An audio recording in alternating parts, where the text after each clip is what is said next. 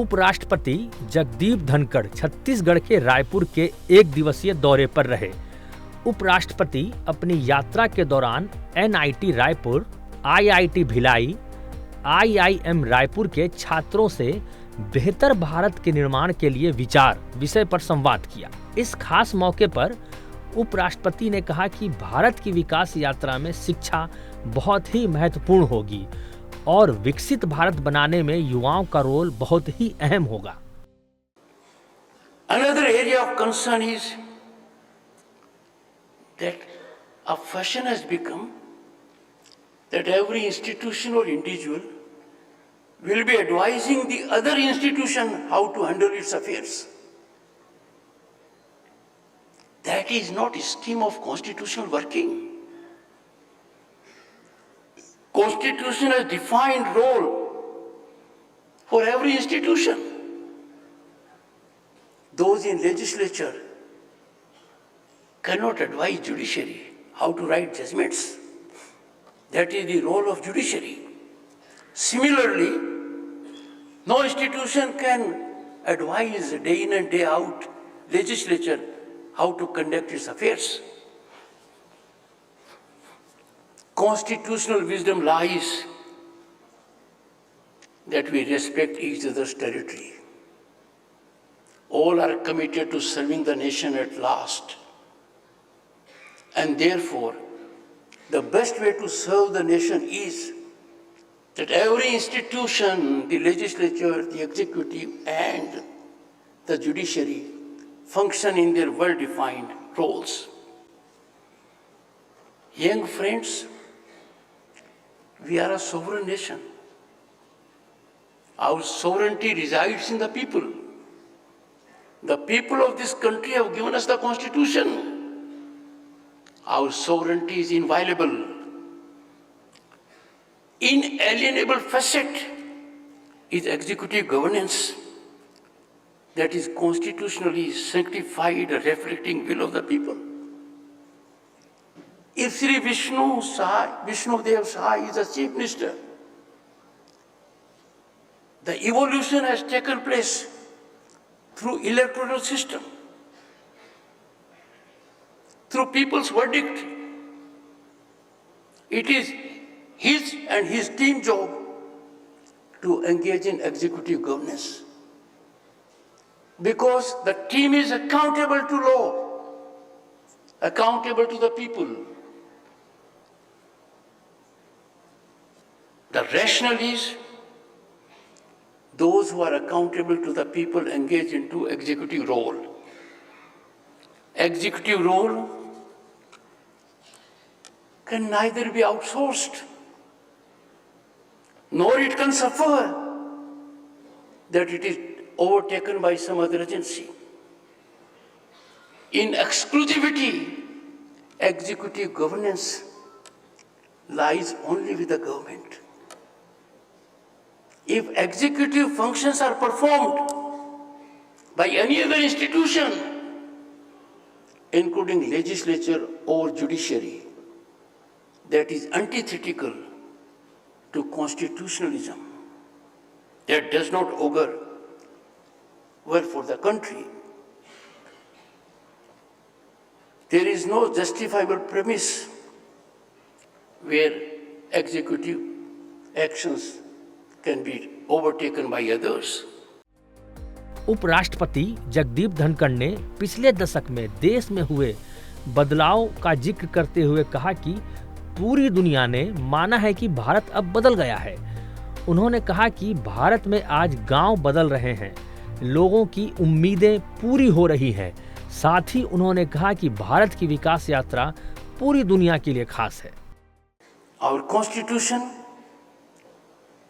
envisions in categorical terms each institution has to play a specific role while respecting others.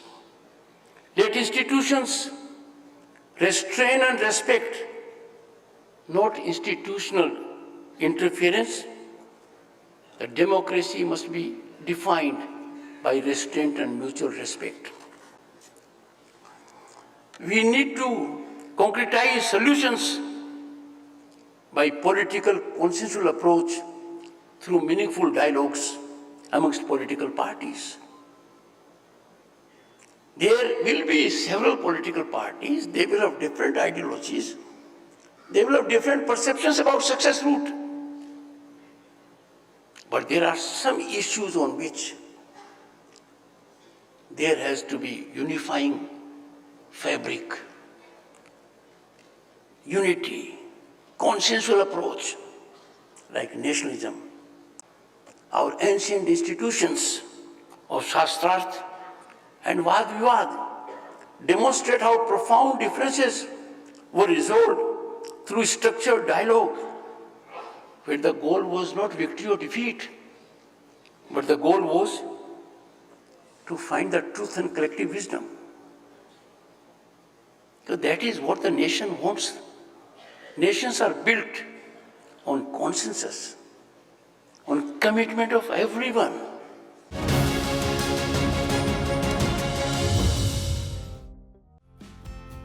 Bihar की राजधानी पटना देश की विधायी संस्थाओं के अध्यक्षों के सबसे बड़े समागम की साक्षी बनी।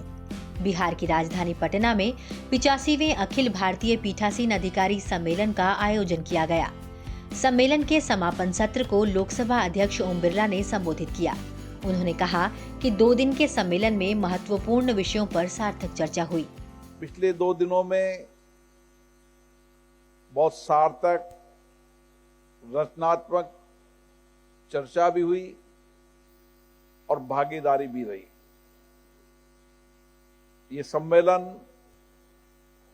पटना की धरती, जो लोकतंत्र की धरती, आध्यात्मिक की धरती है, ये पटना का सम्मेलन निर्णायक होगा और पटना में लिए गए संकल्प आने वाले समय के अंदर देश के लोकतंत्र को सशक्त करेंगे,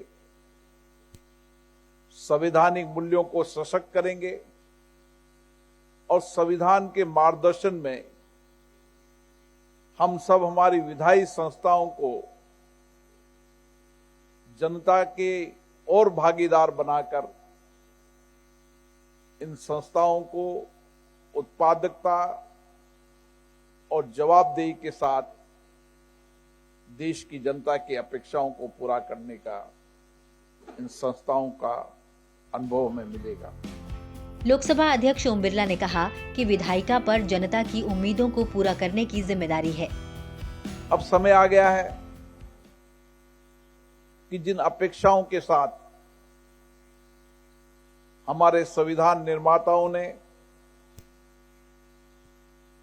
इन विधायी संस्थाओं का निर्माण किया था, उन विधायी संस्थाओं को हम और बेहतर कैसे बना सकते हैं, ये पीठासीन अधिकारी के रूप में हमारी सबकी सामूहिक जिम्मेदारी है। क्योंकि विधायी संस्थाओं में नीतियां बनती है, कानून बनते हैं, योजनाओं की समीक्षा होती है, जनता की अपेक्षाएं, आकांक्षाएं, कठिनाई, अभावों की चर्चा होती है।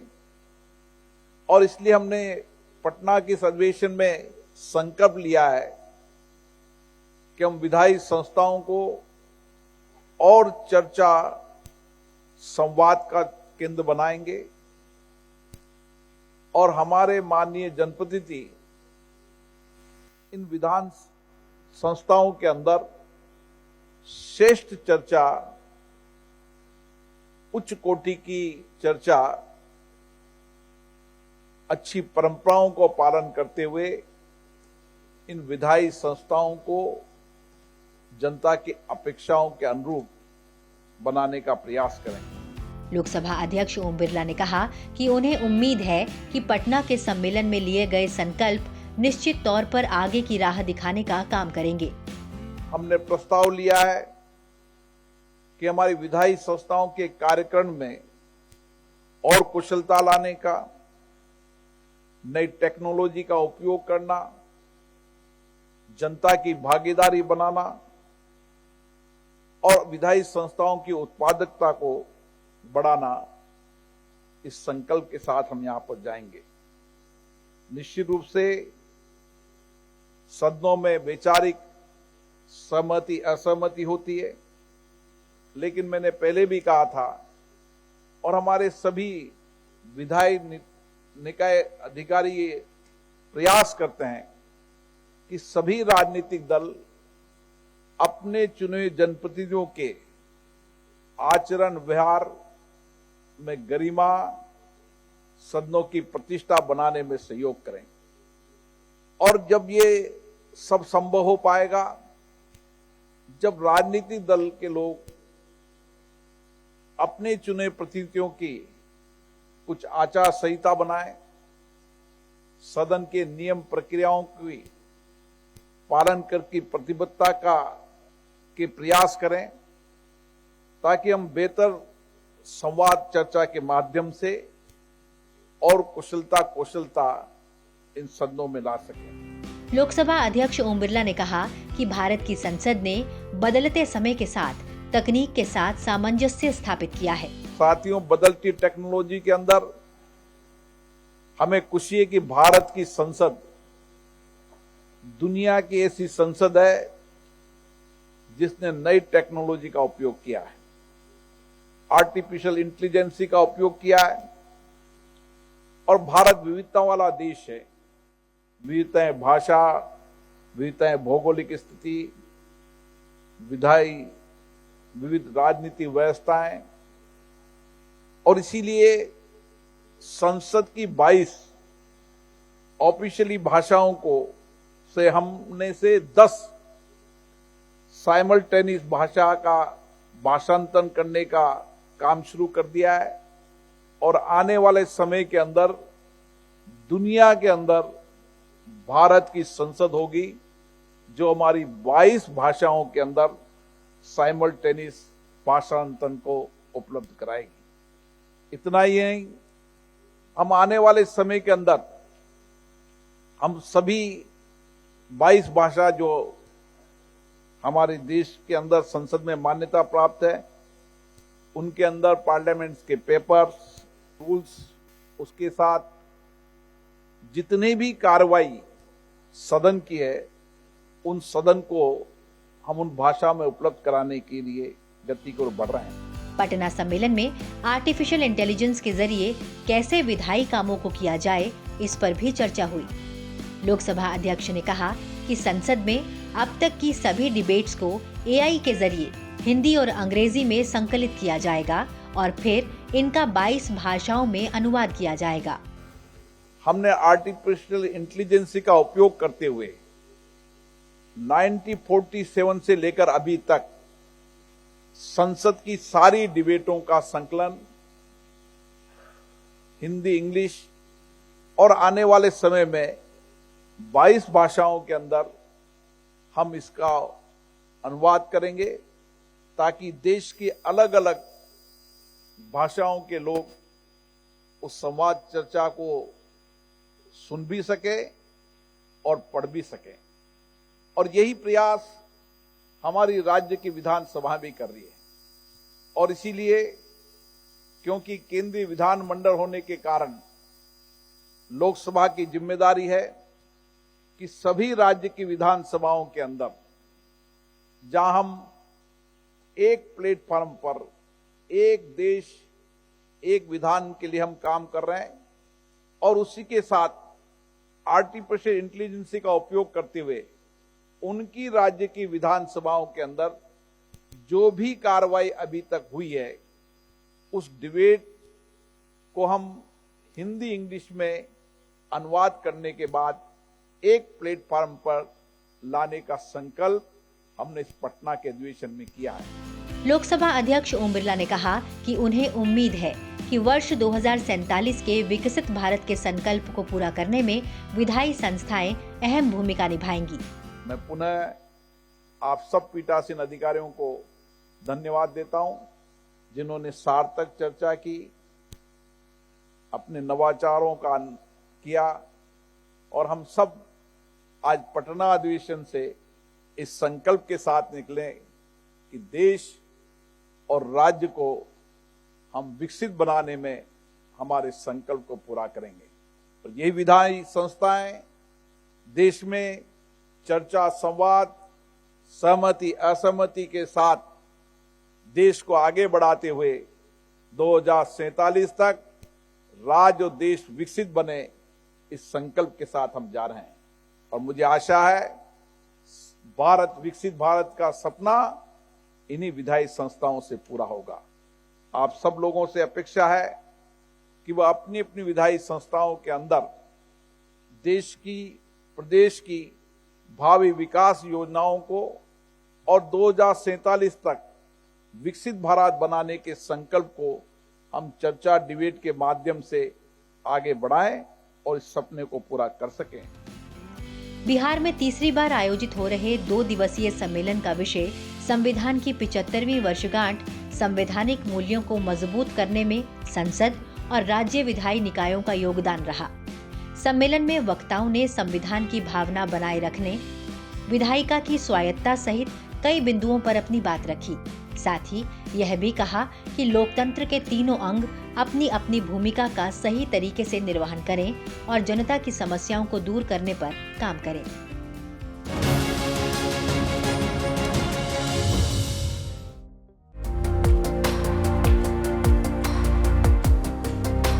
बिहार विधानमंडल में पीठासीन अधिकारियों का 85वां सम्मेलन सफलतापूर्वक संपन्न हो गया।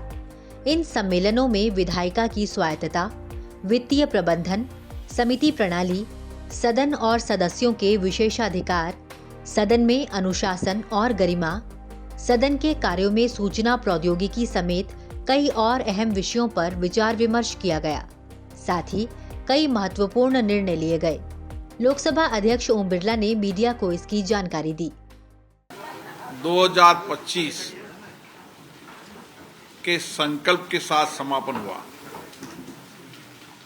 2 दिन तक पीठासीन अधिकारियों के चिंतन, चर्चा, संवाद,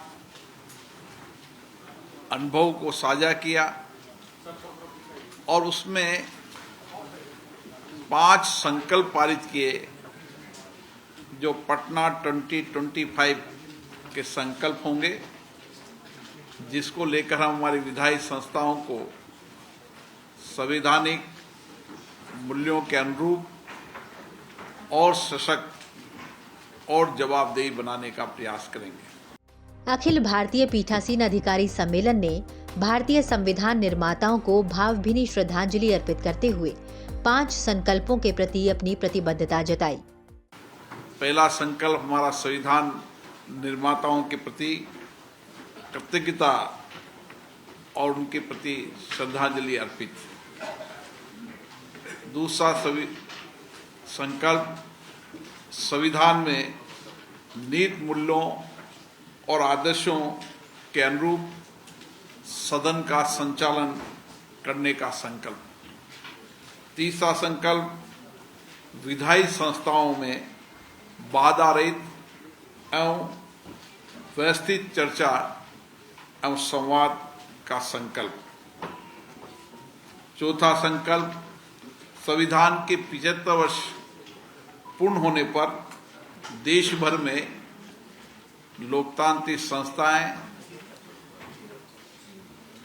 समाज के अनेक स्टेक होल्डर, युवा, विद्यार्थियों के बीच में संविधान के मूल्यों और आदर्शों के प्रति गहरी प्रतिबद्धता के लिए कार्यक्रम आयोजित करना।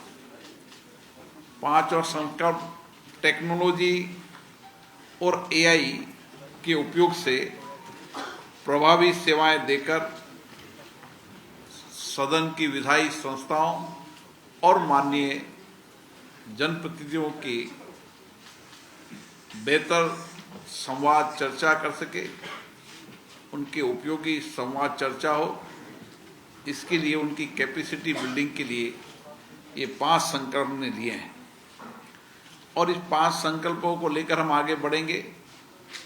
मुझे आशा है भारत की विधायी संस्थाएं जो नई चुनौतियां हैं, उन चुनौतियों का भी हमने चर्चा की है और चुनौतियों के समाधान के लिए सभी विधायी संस्था के पीठासीन अधिकारी अपने अपने राज्यों के अंदर राजनीतिक दलों से चर्चा कर सभी स्टेक होल्डरों से चर्चा कर इन विधायी संस्थाओं को हम किस तरीके से बेहतर श्रेष्ठ चर्चा और संवाद का केंद्र बना सकें, सदनों में कानून पर व्यापक चर्चा हो, नीतियों और कार्यक्रम पर चर्चा हो और उसके साथ जनता की अपेक्षाएं, आकांक्षाएं और जनता के अभावों पर सभी जनप्रतिनिधि अपने सार्थक तरीके से विचार व्यक्त करें ताकि इन विधायी संस्थाओं को और प्रभावी बना सकें। लोकसभा अध्यक्ष ने कहा कि संविधान के मूल्यों के प्रति जवाबदेह बनाने के लिए पंचायत और नगर निकायों में प्रशिक्षण कार्यक्रमों का आयोजन किया जाएगा।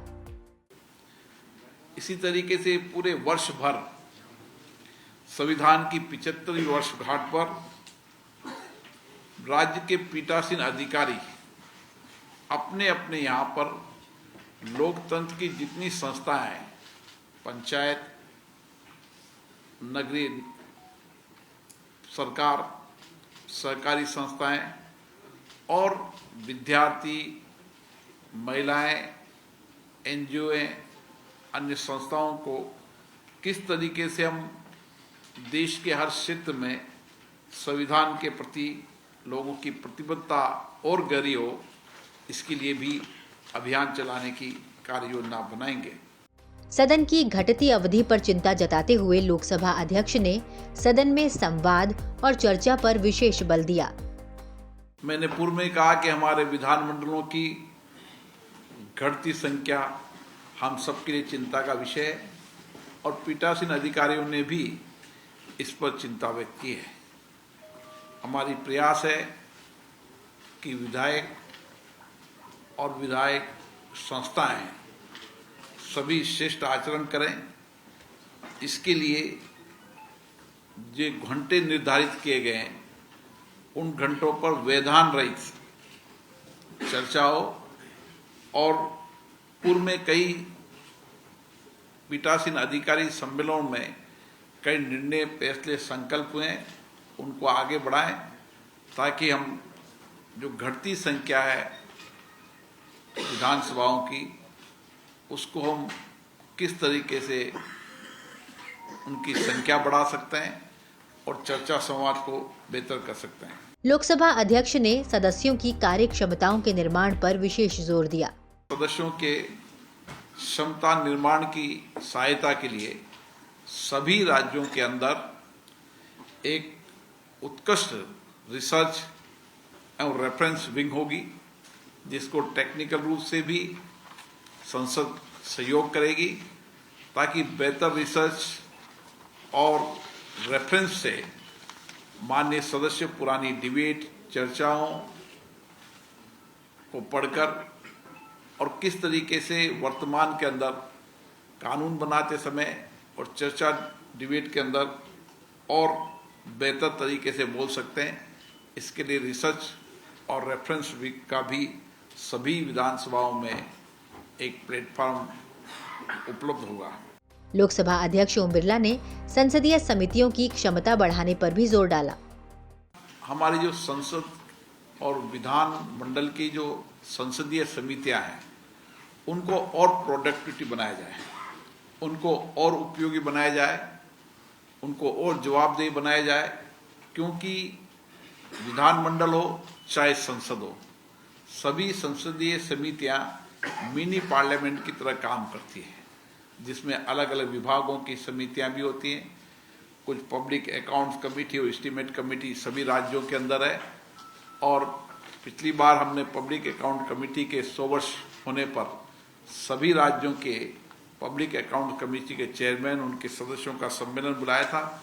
आने वाले समय में राज्यों की जो सभी संसदीय समितियां हैं उनका एक सम्मेलन बुलाएंगे ताकि वहां पर संसदीय समितियों के कार्यक्रम को हम उपयोगी बना सकें, संसदीय समिति के कार्यों को प्रोडक्टिविटी को से जवाबदेही बना सकें, क्योंकि संसदीय समितियां जहां पर शासन में पारदर्शिता लाती है, वहाँ प्रशासन के अंदर ईमानदारी और पारदर्शिता लाने का काम भी करती है।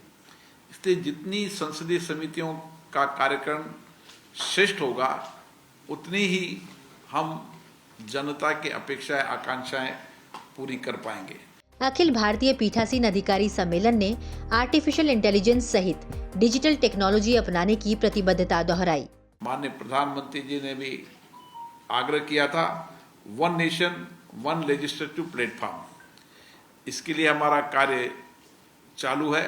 हमारी कोशिश है कि 2025 तक हम सभी लेजिस्लेटिव संस्थाओं को एक प्लेटफॉर्म पर ला सकें और इसके लिए सभी विधायी संस्थाओं को, राज्यों को संसद द्वारा तकनीकी और प्रौद्योगिकी के सहयोग किया जाएगा और उनकी जितनी भी डिबेट है, उन डिबेटों को आर्टिफिशियल इंटेलिजेंस का उपयोग करते हुए, जैसे भारत की संसद कर रही है, उसको उनकी मूल भाषा में और 2 भाषा में जो विधायी संस्था उचित समझेगी, उसमें उसका डिबेट को डिजिटाइजेशन किया जाएगा, ताकि एक प्लेटफॉर्म पर देश की विधायी संस्थाओं को देश की जनता देख सके और उससे विधायी संस्थाओं के परस्पर आपस में इस प्लेटफॉर्म पर होने से बजट और डिबेटों को संवाद करने में और उत्साह आएगी और बेहतरीन कर पाएंगे। बिहार को सांस्कृतिक, ऐतिहासिक और बौद्धिक विरासत का केंद्र बताते हुए लोकसभा अध्यक्ष ने इसे लोकतंत्र की जननी बताया। मुझे खुशी है कि बिहार विधानसभा ने भी नए इनोवेशन किए, नेवा का भी उद्घाटन किया है, डिजिटल लाइब्रेरी की ओर बढ़ रहे हैं और ऐसे बहुत सारे कार्यक्रम किए हैं जिससे बिहार विधानसभा जो लोकतंत्र की जननी है, जो आध्यात्मिक धर्म संस्कृति की प्रेरणा है, इस धरती पर ज्ञान और की प्रेरणा मिलती है, आध्यात्मिक प्रेरणा मिलती है।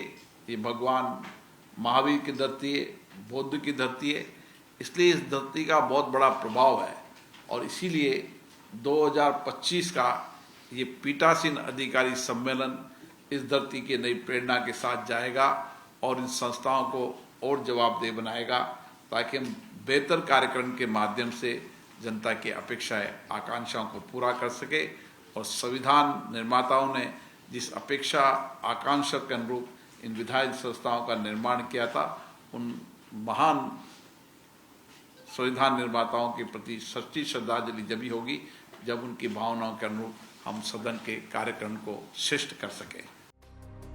सम्मेलन का एजेंडा था कि संविधान की 75वीं वर्षगांठ संवैधानिक मूल्यों को सशक्त करने में संसद और राज्य विधायी निकायों का योगदान। 2 दिन तक चले इस सम्मेलन में देश भर से 23 विधान मंडलों के 41 पीठासीन अधिकारियों ने भाग लिया। 1921 से लेकर आज तक पीठासीन अधिकारियों के सम्मेलनों को देश के विभिन्न हिस्सों में आयोजित करने की परंपरा रही है।